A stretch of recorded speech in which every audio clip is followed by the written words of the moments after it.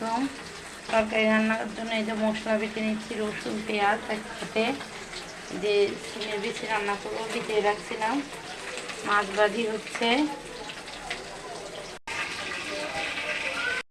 আমরা বুটটা এদিকে সিমের বিচিটা ভাপিয়ে নিয়েছি হালকা হলুদ দিয়ে, যাতে গন্ধ না করে। মাছ ভেজে রেখে দিয়েছি, আমরা রান্না শুরু করব। এখানে আমি প্রথমে সব কিছু রেডি করে রাখছি, আগে একটু জিরা দিয়ে দেবো।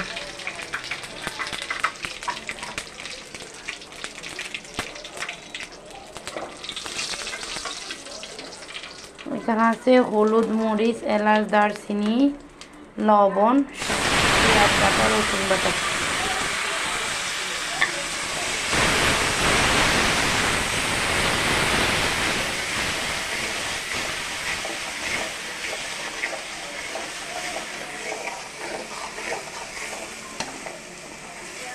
ভালো করে মশলাটা কষিয়ে নিব।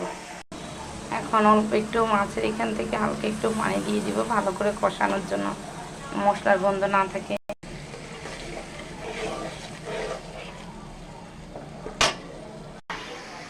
এখন দিব 1 চামচ রাঁধুনি মিক্স মশলা, 1 চামচ থেকে একটু বেশি দিব। আলাদা আর কোনো মশলা ইউজ করতেছি না।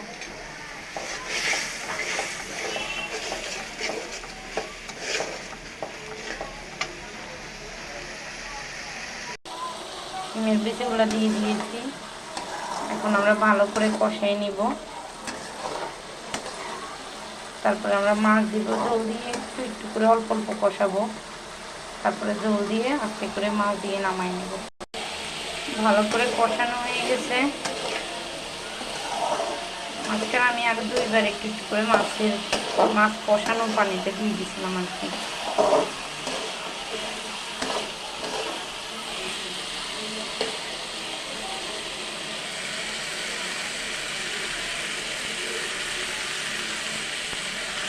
আমরা অনেক গ্লাস মাছ দিয়ে দেবো।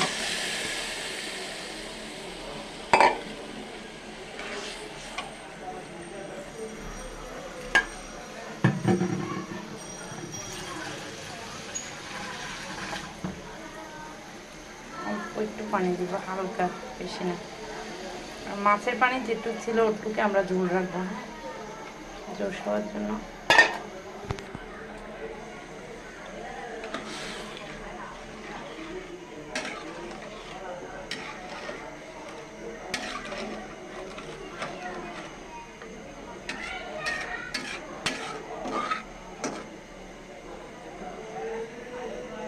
যে এইভাবে 10 মিনিট রান্না করে আমরা তুলে নিব। হ্যাঁ, তোমার হাই হিটে দিব, তারপরে আস্তে আস্তে ডিম করে দিয়ে দেবো।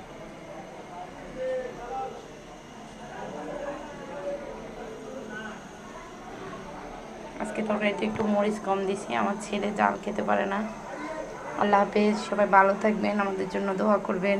আমরা যেন ফেসবুক থেকে ডলার ইনকাম করতে পারি, সেজন্য বেশি বেশি লাইক করবেন, কমেন্ট করবেন। খোদা হাফেজ।